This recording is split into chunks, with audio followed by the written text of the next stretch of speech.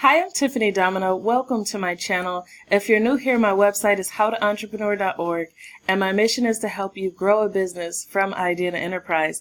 So if you or someone you know wants to start or grow a business, definitely stop by howtoentrepreneur.org and check out my free coaching. It's 7 days of private message coaching to help you grow your business from idea to full-time income and from full-time income to enterprise. So if you haven't already, definitely stop by and check that out. So today we'll be talking about what are operating expenses. So if you've been concerned about the definition, or you're concerned about what qualifies as an operating expense and what doesn't, then you're in the right place. Operating expenses are one of the most difficult things for entrepreneurs to decipher, but it can also be detrimental to a business if you categorize too many things as operating expenses that shouldn't be considered that way. So from my experience, my husband and I have started 2 businesses that I've grown to generate a full-time income or more. And I remember starting each business, there were so many things vying for our money. Salespeople would say, this will make your business grow, or your business can't grow without that. And it's really confusing to decide what are operating expenses in terms of definition and application. So we'll be talking about the definition, and we'll also be talking about some things that can get in the way and make it even more confusing to make a good decision about what operating expenses are and what operating expenses you should have. So like you, I went online to look for definitions of operating expenses, and I saw a laundry list of responses that looked kind of like this. This is a screenshot from the Google search rankings. And years back when I was starting my business, the results may have been different, but the general answers were the same. They give you the textbook definition of operating expenses with an explanation of how it applies to companies much more established than mine. You'll hear a lot of corporate examples and things like that that don't necessarily apply to you as a small business owner, and it makes it really difficult to fill in the blanks. How does this apply to me? What are operating expenses for me? So if you felt like that, then you're definitely in the right place, and I'm hoping that this video will really break it down in an understandable way for you. So as a result, I was still confused after looking at different results like that and reading the textbook answer about what are operating expenses. It still was confusing for me, and when I was making my day-to-day decisions about, is this something that I should buy, or is this something that I should not? And so I really want to break down the definition and talk about how this applies to you. So Investopedia has a good definition of operating expenses. It's a textbook definition, but this is what they say. An operating expense is an expense a business incurs through its normal business operations. It's often abbreviated as OPEX, or operating expenses.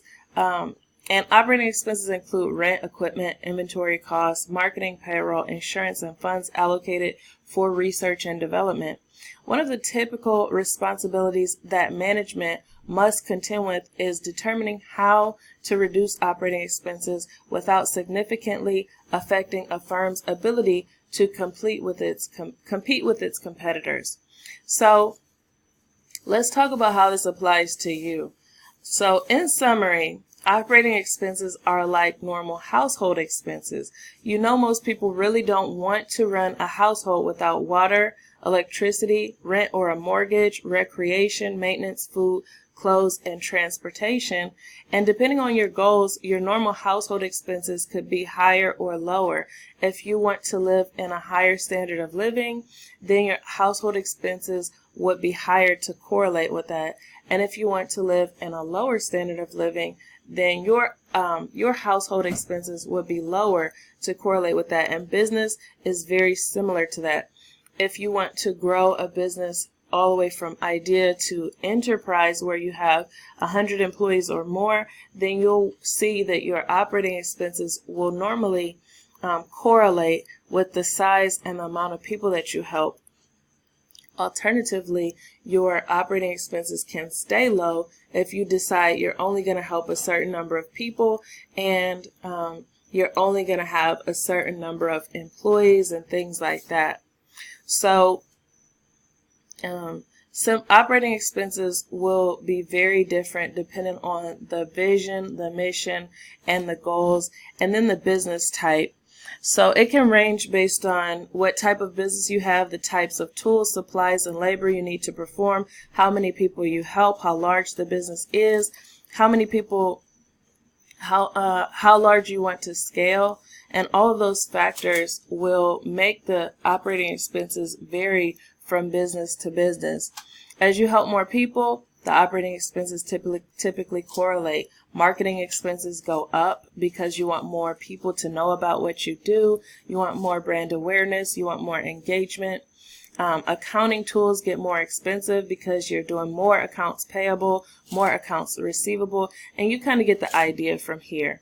So hopefully you can understand what I mean so far. If not, please leave a comment below the video. You can also stop by How to Entrepreneur and leave a comment on this post, or you can try out 7 days of free coaching and just ask me about it. So calculating your operating expenses and shiny object syndrome. This is a big one. So one even more unfortunate thing I've seen and experienced when I wasn't aware of what my operating expenses were is getting stuck in shiny object syndrome. Now, if you haven't heard this term before, let's definitely talk about what shiny object syndrome is, because this is one big thing that inflates operating expenses for many entrepreneurs. I've seen many entrepreneurs in various stages of business growth who get stuck in shiny object syndrome.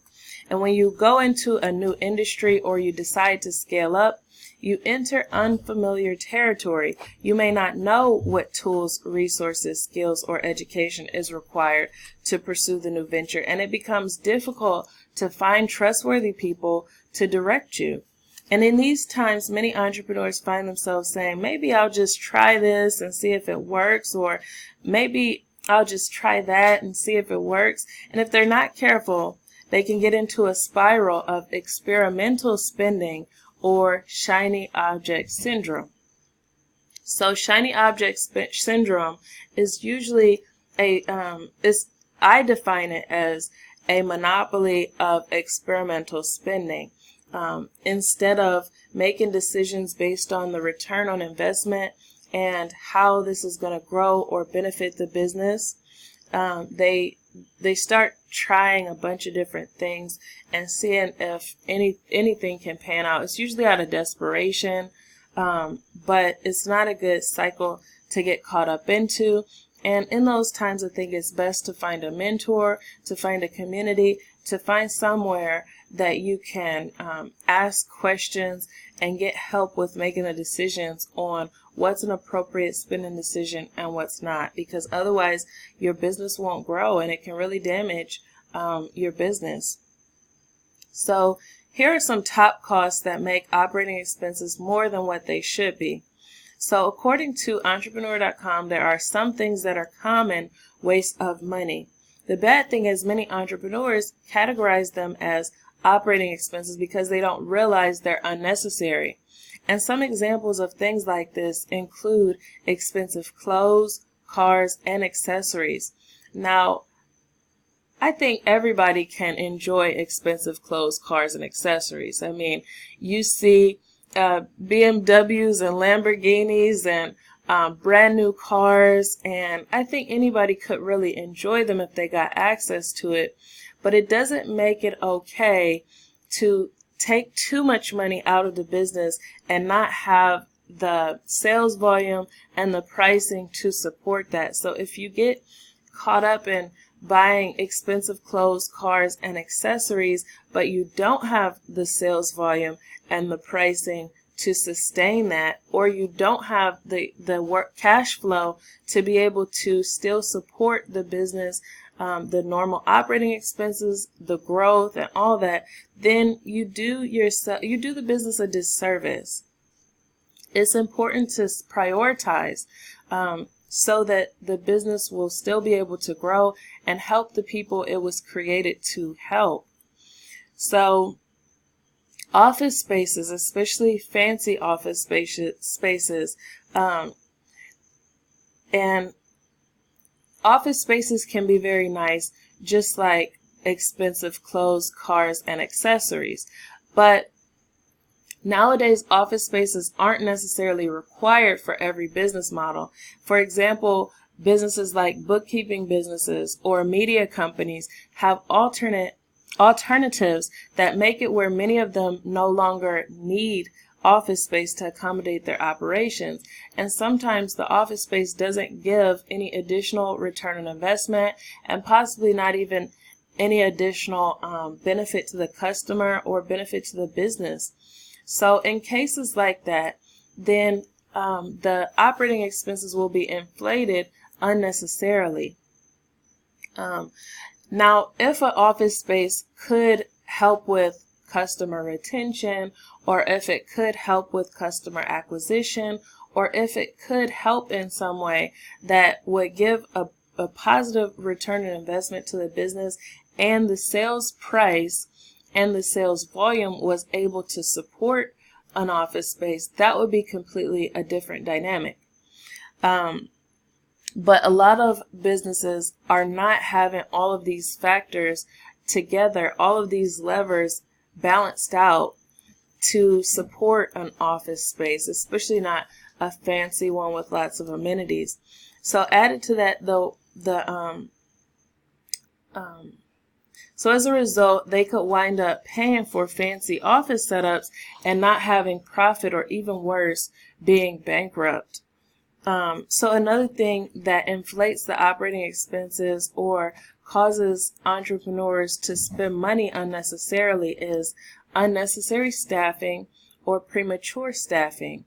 Now, the entrepreneurs who stick it out and they get to the point where they have a modest demand for their products and services, they often find themselves wanting to outsource. It gets to a point where you have people emailing you, you have phone calls, you have possibly website inquiries, you have an inflow, and possibly it could be that you have a lot going on with the quality of product or service that you want to produce, and you decide, I really need help. I really need help in order to sustain the things that need to be done in this business. And with all the books out there like 4-Hour Workweek and others, outsourcing has become a very popular thing to do. And unfortunately, sometimes it can be taken out of context and people are outsourcing to abdicate tasks. They're not prepared for leadership, and they haven't proven there's a demand in the market for what they do. So let's talk a little bit about abdication versus delegation before I move on to the next point. So when you abdicate, a lot of entrepreneurs, they will have a task. Maybe they don't like to do their graphic design, or maybe they don't like to do their customer acquisition. Maybe they don't like to do their accounting. So as soon as they muster up the cash to pay someone else to do it, they just kind of say, here goes my books, here goes my my social media accounts, just handle them, and I don't want to see or hear anything else about them. So they abdicate the task, they remove themselves from the equation, they don't maintain responsibility, and they just kind of send the person off to get results, and that's abdicating. And what happens is usually the brand is no longer infused in that. It lacks identity, it lacks the results don't usually happen. Even if they hire an expert, a lot of times if they abdicate and they don't take some more initiative, then the relationship still doesn't end up panning out. And so instead, what should happen is delegation, where you still maintain responsibility, but you have given some of the responsibility of those tasks to someone else, but you still provide quality assurance, you still provide some level of training so they'll understand how to apply this expertise that they have into your business. You still provide some level of input, and this is really important, to delegate instead of to abdicate. This is when you know that you're ready for leadership, that you're ready for management, and this is when you have the best results with hiring. So another way that people have issues with human resources and inflating their operating costs as a result is when they pay themselves too early or they pay themselves too much and they don't leave enough room to reinvest, scale, grow, and sustain the business. Now, a lot of people, going back to the example of the expensive cars, expensive houses, and all that stuff, we each have our own bucket list. Maybe you want to travel, maybe you want to send your kid to private school, maybe you want to get more Coach purses, maybe you want to buy more name brand clothes, and all of those things is okay. But if you don't have the sales volume and you don't have the pricing to sustain a payroll like that, then you can really do damage to the business in the long term by making that decision to pay yourself too much or too early. Because, that's really a choice.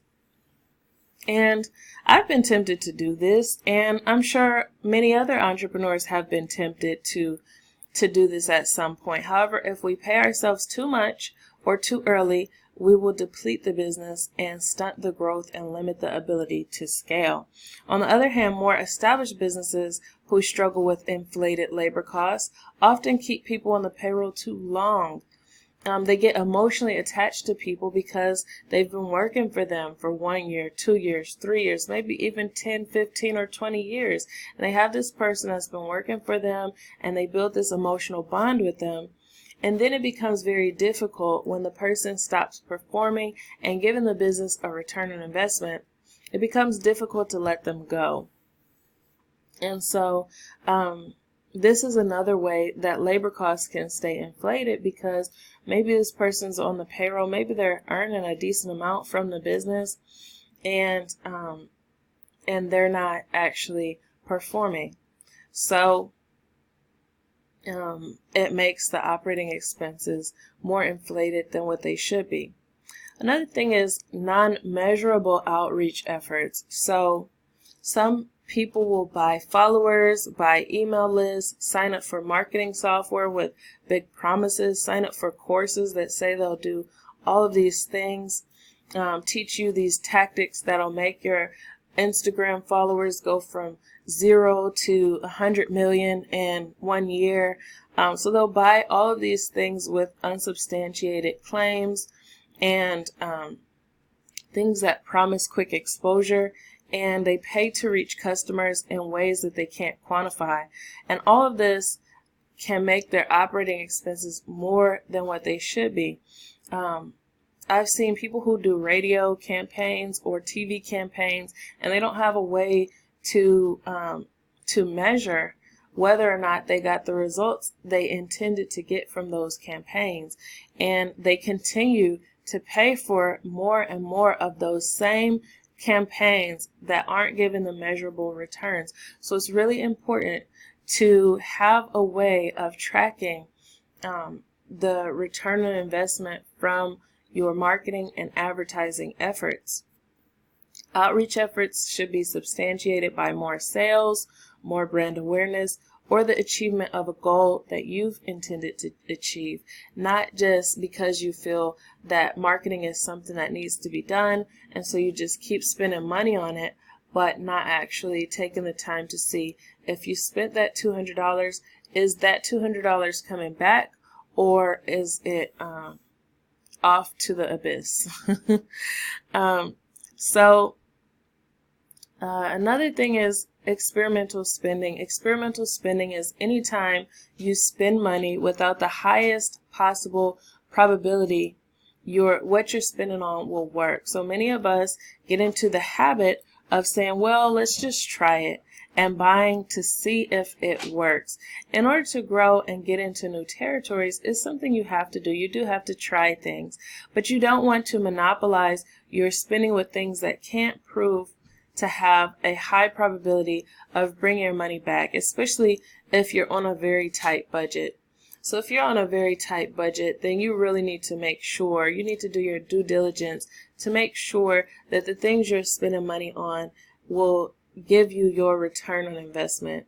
And if you're unsure about it and you continue to spend anyway, then your tight budget can really be extinguished fast. So you have to be very careful. And again, I can't say it enough how important it is to have mentorship, how important it is to have a community that you're able to ask questions to, and that you're able to help with making those key decisions in your business that you need to make. So needs versus wants and prioritization. So in keeping with our decision on experimental spending, it's also very easy to lose self-discipline and abandon ever telling yourself no when you see something that you want. And this is a major trap, and it can stunt the growth of your business. And this goes back to a lot of the things that we've talked about throughout this video. We talked about to expensive clothing, expensive cars, expensive houses, expensive office spaces, and expensive, I'm defining it here as costs that your business cannot support by sales volume and product price. If the business cannot sustain it, then it's expensive. And so you have to categorize the expenses based off of needs and wants, even if the business can afford it. That way you'll know when fluctuations happen, maybe the economy has a shift, or maybe something else comes up. Maybe there's a hurricane or something in your area, and it messes with either the productivity, it messes with maybe you end up having to help some of your employees or people working with you. There's so many things that can happen, and you have to be able to know what expenses are mandatory and what expenses are extra frills. And when you know this, when your business has some type of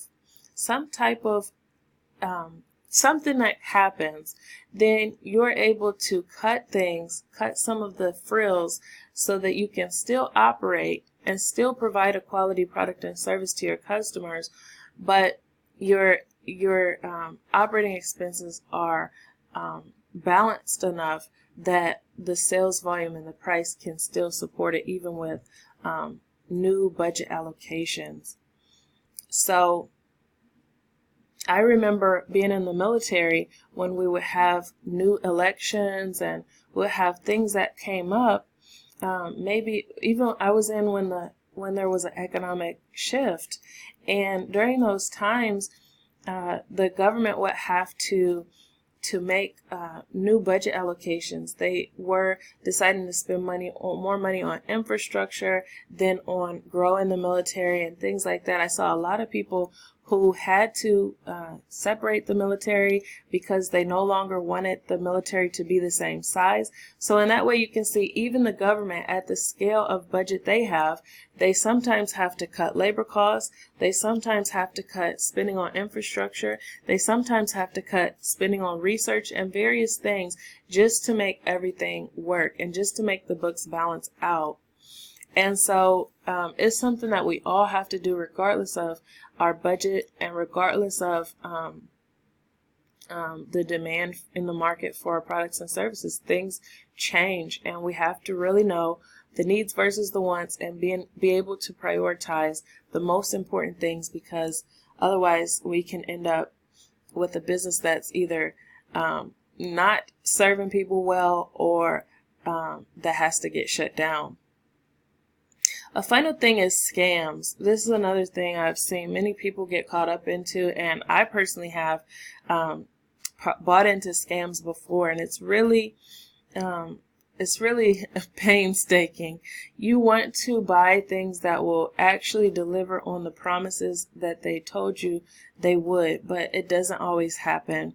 And you might run into vendors and companies who make big promises about delivering a product or service, but they don't uphold their promises. Some of them are get-rich-quick schemes. Some of them are fraud.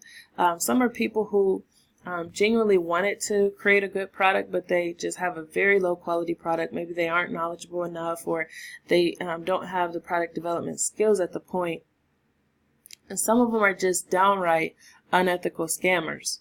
And these things are only preventable by doing your due diligence, by researching very carefully, by not rushing into decisions, and by getting recommendations from people who are really trustworthy. And so some final words answering what are operating expenses. The goal of this video was to define for you what operating expenses are, and to help you have clarity on what qualifies and what doesn't.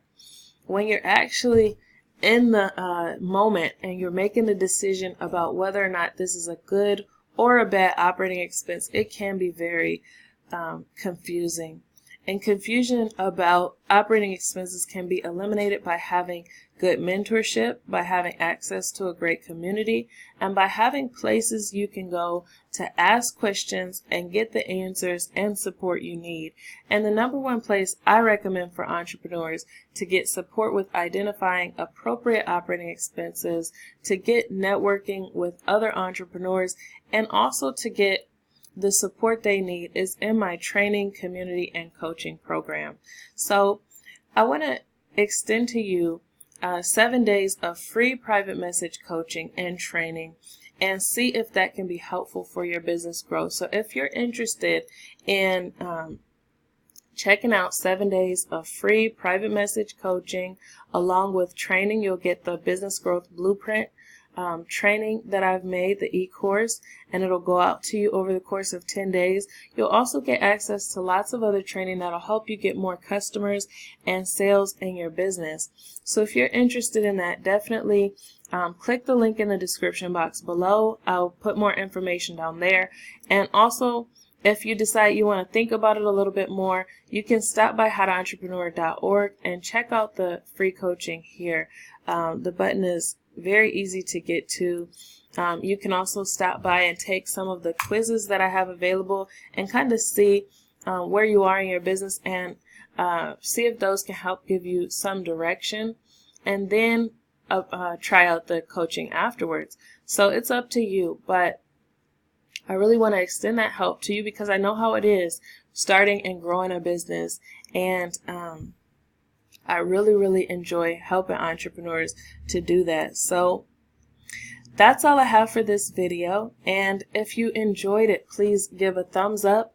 And if you'd like to see more videos like this where I do product service reviews, growth strategies, motivation and inspiration to help you grow your business from idea to full-time income and from full-time income to enterprise, then definitely subscribe to this channel and click the bell icon so you can be notified when I upload new videos. And that's all I have for you, and have a great day. Bye.